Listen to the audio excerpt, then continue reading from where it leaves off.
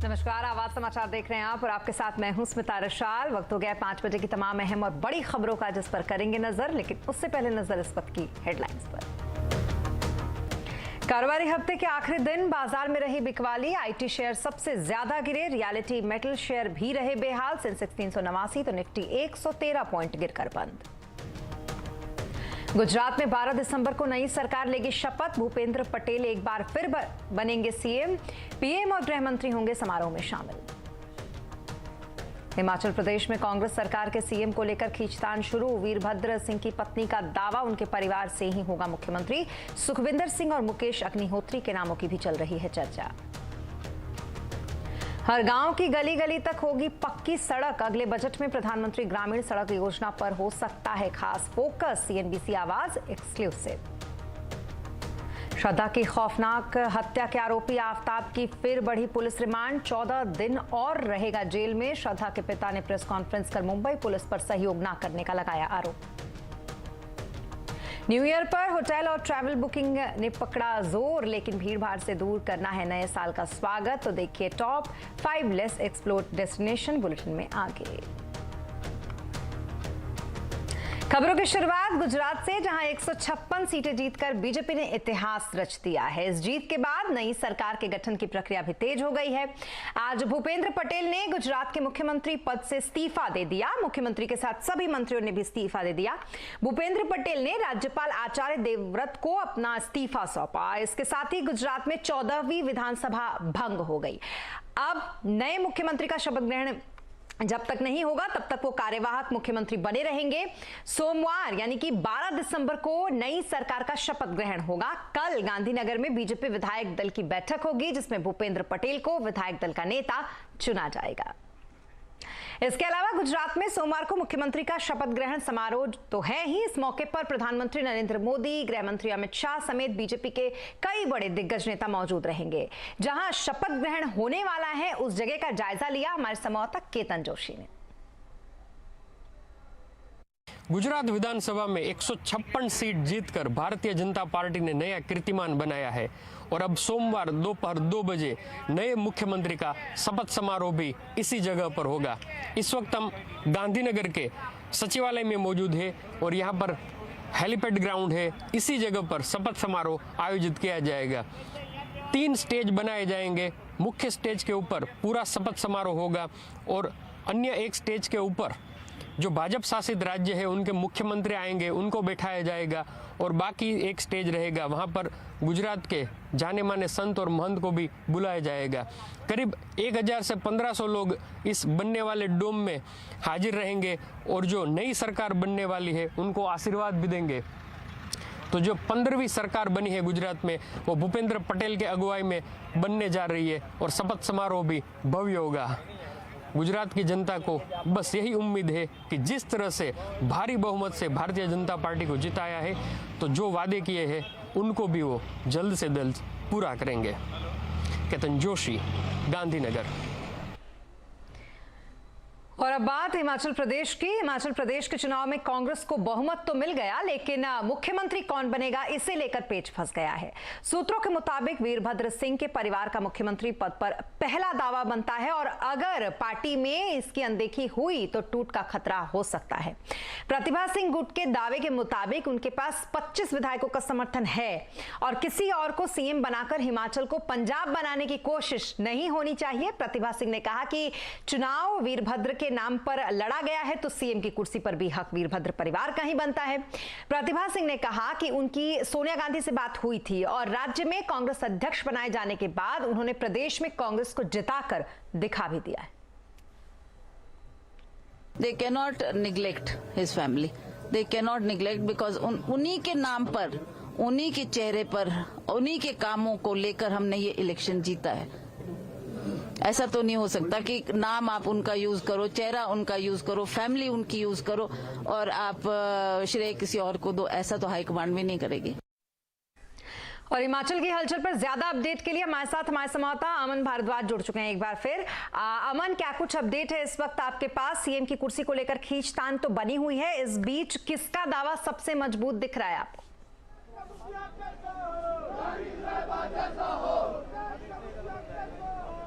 देखिए, सबसे बड़ी डेवलपमेंट तो ये है कि 40 विधायक कांग्रेस के जीते थे, तो सीनियर लीडर जो जिसमें बघेल, भूपेंद्र हुड्डा और राजीव शुक्ला शामिल है, उनके द्वारा राज्यपाल से मुलाकात की गई है और सरकार बनाने का, कि उनके पास मेजोरिटी है तो सरकार जो है वो बनाई जा सकती है, इसका दावा जो है उन्होंने एक लेटर जो है वो राज्यपाल को सौंपी है और 40 विधायकों की उसके साथ लिस्ट अटैच्ड है, कौन कौन से विधायक किस हल्के से जीते हैं। और 6 बजे CLP की बैठक है, इंतजार उसी का है और विधायक पहुंचने शुरू हो गए हैं। अब तक 3 विधायक, तस्वीरें साथ साथ मैं कांग्रेस भवन की दिखा रहा हूं कि यहाँ पर 3 विधायक, जिसमें इंद्र लखनपाल और जो रोडू से विधायक हैं वो पहुंचे हैं। उसके अलावा नंदलाल जो रामपुर से विधायक है वो पहुंचे हैं और तीनों विधायक यहाँ पर पहुंच गए हैं। 6 बजे जो बैठक है वो CLP की होगी और उसमें निर्णय लिया जाएगा कि मेजोरिटी तो है, राज्यपाल को दावा जरूर किया गया कि कांग्रेस के पास मेजोरिटी है, लेकिन लीडर कौन होगा CLP का, इस पर CLP में चर्चा की जाएगी। और देखिए, दूसरी ओर नारेबाजी जारी है, प्रतिभा सिंह के हक में नारेबाजी की जा रही है। हॉली लॉज को चौथी बार जिम्मेवारी मिले, इसकी मांग नारेबाजी करके की जा रही है। तो अपने अपने तरीके से अप्रोच और प्रेशराइज भी किया जा रहा है हाईकमान को। और अब देखिए, ये पूरे हलचल तेज है, जो समर्थक है उनमें उत्साह पूरा है कि उनके जिनका वो समर्थन कर रहे हैं वो मुख्यमंत्री बने, उनको कोई स्थान मिले। और अब देखिए, विधायक पहुंच रहे हैं। 6 बजे जो CLP की बैठक है वो की जाएगी और इंटरनल एक्सटर्नल दोनों कहीं ना कहीं अपना अपना धड़ा, अपना अपना गुट मजबूत करने में लगे हुए हैं, चाहे वो सुक्खू है, चाहे वो प्रतिभा सिंह है। जी, बहुत शुक्रिया तमाम अपडेट और डिटेल्स के लिए आपका, अमन। तो कुल मिलाकर अभी खींचतान बरकरार और मीटिंग के बाद इस पर फैसला होगा कि कौन आखिरकार बनता है CM वहां का। और अब बात करेंगे मार्केट की। कारोबारी हफ्ते के आखिरी दिन बाजार में बिकवाली का दौर रहा। सेंसेक्स 379 पॉइंट गिरकर 62,182 पर और निफ्टी 113 पॉइंट गिरकर 18,497 पर बंद हुआ। तो वहीं बैंक निफ्टी रिकॉर्ड ऊंचाई पर छूने के बाद फिसल गया। आज FMCG फार्मा शेयरों में हल्की तेजी रही, तो वहीं सबसे ज्यादा गिरावट IT शेयरों में दिखाई दी। रियलिटी मेटल शेयरों में दबाव रहा। इस हफ्ते निफ्टी IT इंडेक्स में 6% की गिरावट देखी गई। और बाईबैक की खबरों से पेटीएम के शेयर में 7% का उछाल देखने को मिल रहा है। कंपनी 13 दिसंबर को बोर्ड बैठक में बाईबैक पर विचार कर सकती है। क्या होगा बाईबैक का गणित, ये बता रहे हैं यातिन मोता।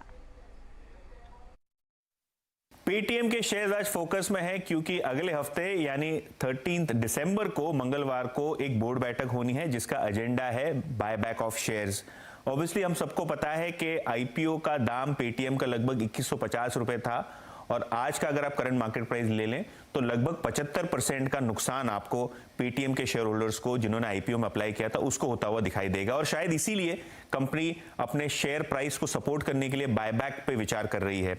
3 सिनेरियोज हमने निकाले हैं जहां बायबैक हो सकता है। ऑब्वियसली स्क्रीन के आपके ऊपर जो कैश पोजीशन है कंपनी काफी अच्छी है, 9,000 करोड़ रुपए के आसपास। लेकिन अगर हम सिनेरियो देखें तो जो पहला सिनेरियो है जहां कंपनी 25% नेटवर्थ का बाय कर सकती है टेंडर रूट के जरिए, उसका कुल मूल्य मैक्सिमम साइड पे हो सकता है 3,400 करोड़ रुपए। लेकिन इसके लिए आपको रेगुलेटरी अप्रूवल्स और शेयर होल्डर्स की अप्रूवल जरूरी है। दूसरा रूट है क्योंकि शेयर प्राइस को सपोर्ट करने का इंटेंशन है, सबसे वायबल ऑप्शन होता है ओपन मार्केट बायबैक, जहां कंपनी अपने शेयर्स ओपन मार्केट से खरीदती है करंट मार्केट प्राइस पे। वहां अगर आप देखें तो 15% ऑफ नेटवर्थ बायबैक हो सकता है, लेकिन वो अमाउंट होगा लगभग 2,000 करोड़ रुपए के आसपास। यहां भी आपको अप्रूवल लगेगा। लेकिन सबसे सिंपल रूट जो कंपनी के लिए वायबल है और एक्सपर्ट्स का मानना है कंपनी शायद यही रूट चुने, वो है रूट नंबर 3, ओपन मार्केट का बायबैक लेकिन नेटवर्थ का 10%। यहां मैक्सिमम लगभग 1350 करोड़ रुपए के वर्थ के शेयर्स कंपनी बायबैक कर सकती है और यहां कोई प्रकार के अप्रूवल्स नेसेसरी नहीं है। तो शायद आपको दिखेगा कि जो मैक्सिमम बायबैक है जो पेटीएम वायबली कर सकता है वो लगभग 1350 करोड़ रुपए के आसपास रह सकता है। और बाजार की क्यों रुक रही है रफ्तार और बाजार में फिर तेजी आएगी या है मंदी की आहट, आज आवाज अड्डा में इसी पर करेंगे चर्चा शाम 7:57 पर।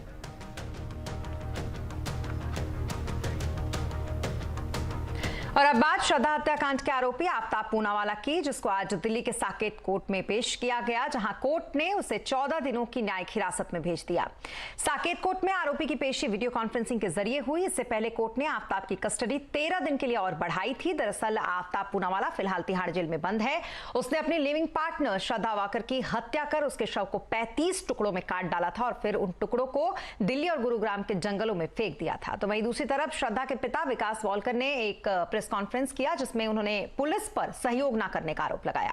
उन्होंने कहा कि अगर वसई पुलिस ने उनकी मदद की होती तो उनकी बेटी आज जिंदा होती। और दिल्ली महिला आयोग की अध्यक्ष स्वाति मालीवाल की मुश्किलें बढ़ गई हैं। महिला आयोग की नियुक्ति में गड़बड़ी के मामले में कोर्ट ने उनके खिलाफ आरोप तय कर दिया है।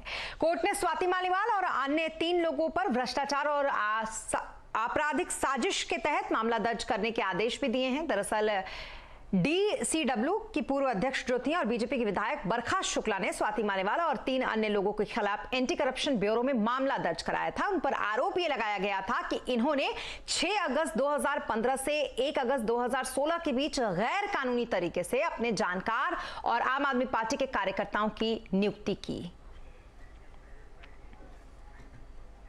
और यहां रुकेंगे एक छोटे से ब्रेक के लिए, लेकिन जल्द होंगे हाजिर। आप बने रहें हमारे साथ।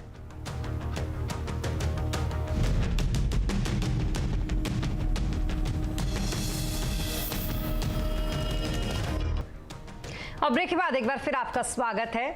जरा सोचिए, अगर आपके किचन का सारा काम मशीनें करने लगे, रेस्टोरेंट्स में शेफ की जगह मशीनें खाना बनाएं, फिर चाहे आपको चाइनीज पसंद हो या फिर मसाला डोसा, देश के कई बड़े रेस्टोरेंट में ऐसा हो भी रहा है, जहां मशीनें कुछ सेकंड्स में तैयार कर रही हैं लजीज खाना। हमारे संवाददाता रोहन सिंह ने ऐसे ही एक किचन का जायजा लिया, आप भी देखें।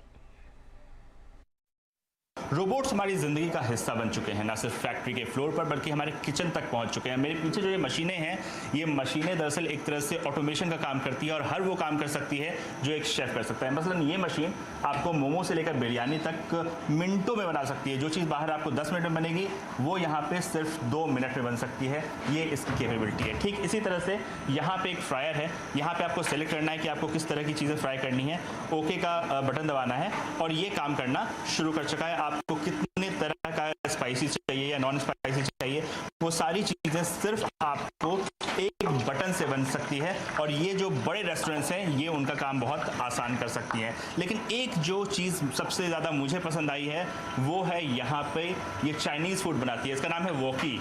और हम देख सकते हैं कि चाइनीज़ फूड बनाना आसान नहीं है। हम लोग की बहुत क्रेविंग होती है चाइनीज़ फूड की, लेकिन बनाना कितना आसान है ये देख रहे हैं। ये एक मशीन है जो अपने आप काम करती है। और यहाँ पे चिली पनीर कैसे बन रहा है, हम ये देखते हैं।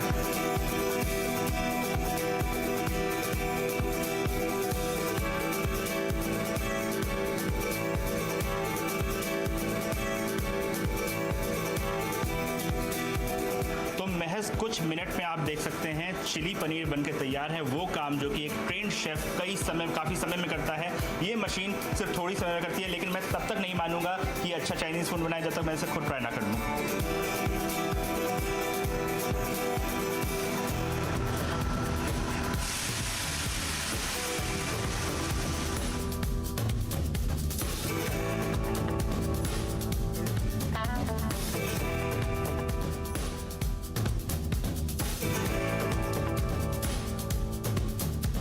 तो ये पराठा भी बिल्कुल तैयार है। तो चाहे वो पराठा हो या फिर वो चिली पनीर हो या फिर वो डोसा हो, ये सारी चीज़ें जो हैं पिछले कुछ मिनटों में इन मशीनों ने बनाई है। और देश के अलग अलग रेस्टोरेंट जो चेन्स हैं, वो इन मशीनों का इस्तेमाल कर रहे हैं और इनका जो है काफ़ी ज़्यादा इस्तेमाल हो रहा है किचनों में, और इसी वजह से ये काफ़ी ज़्यादा पॉपुलर हो रहे हैं। कैमरामैन सरोज के साथ रोहन सिंह, दिल्ली। और देश अब भारी क्षमता वाले रेल इंजन की तरफ आगे बढ़ रहा है। इतना ही नहीं, भारत अब 12,000 हॉर्स पावर की क्षमता से ज्यादा के इंजन बनाने वाला दुनिया का 6ठा देश बन गया है।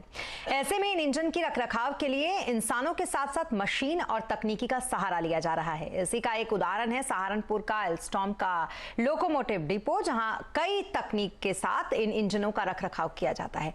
कैसे काम करता है यहां पर ये लोकोमोटिव इंजन का पूरा सिस्टम, ये बता रहे हैं हमारे संवाददाता रोहन।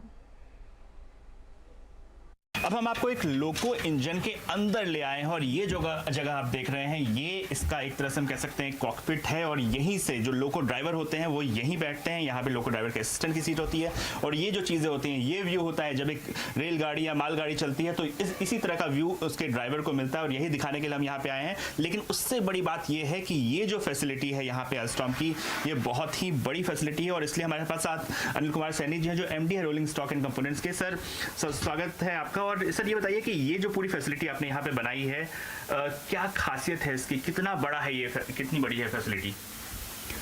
सहारनपुर डिपो या सहारनपुर लोको शेड भी हम इसको कह सकते हैं। ये करीब 16 एकड़ ज़मीन में है और यहाँ पर 250 लोकोमोटिव जो 2 यूनिट होती हैं जोड़कर, एक 2 यूनिट का एक लोको होता है, तो 250 लोकोमोटिव का मेंटेनेंस होता है।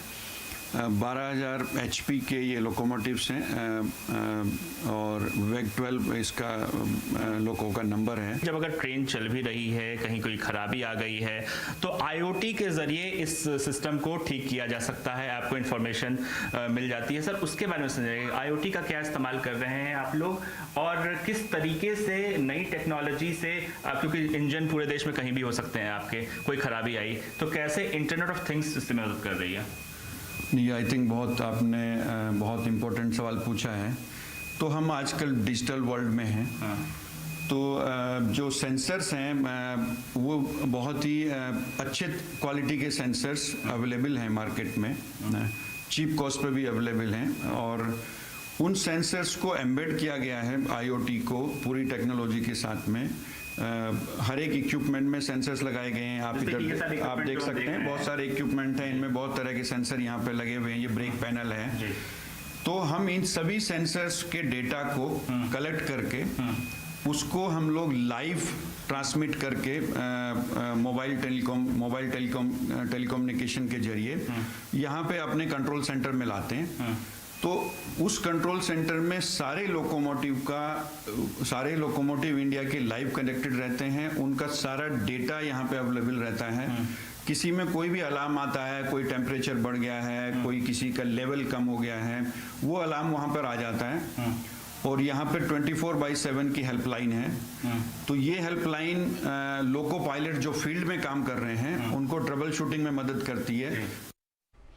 और नए साल की छुट्टियों के लिए अगर आप भीड़ भाड़ से थोड़ा दूर अच्छे डेस्टिनेशन की खोज कर रहे हैं तो चलिए हम आपकी मदद करते हैं। आपको बताते हैं top 5 less explored tourist destination जहां पर आप अपने परिवार के साथ नए साल का जश्न मना सकते हैं।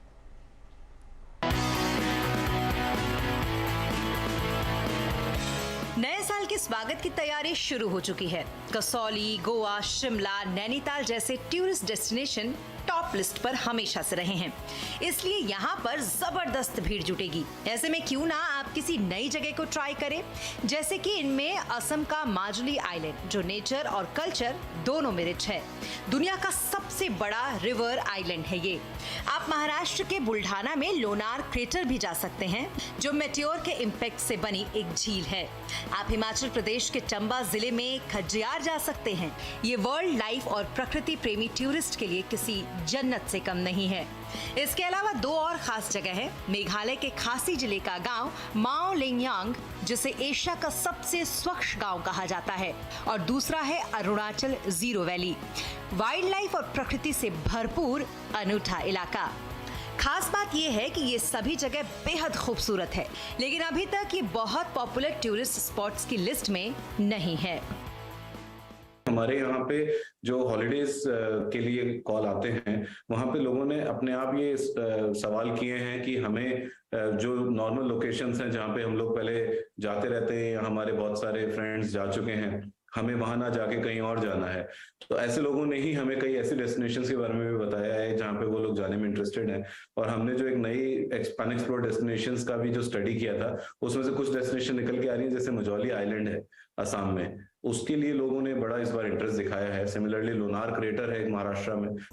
टूरिज्म सेक्टर के लिए कोरोना की वजह से पिछले 2 साल फीके रहे, लेकिन इस बार ये कसर पूरी होने की उम्मीद है।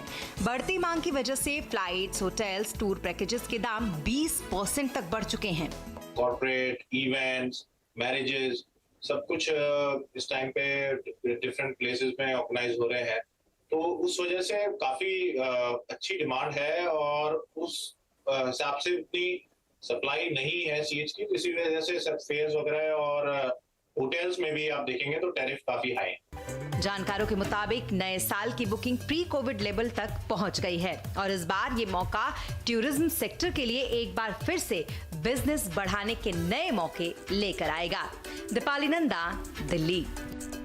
और नए साल पर बनाना है घूमने का प्लान या फिर फ्लाइट होटल बुकिंग के लिए चाहिए एक्सपर्ट की टिप्स, तो देखना मत भूलिए आज का कंज्यूमर अड्डा शाम 5:57 पर।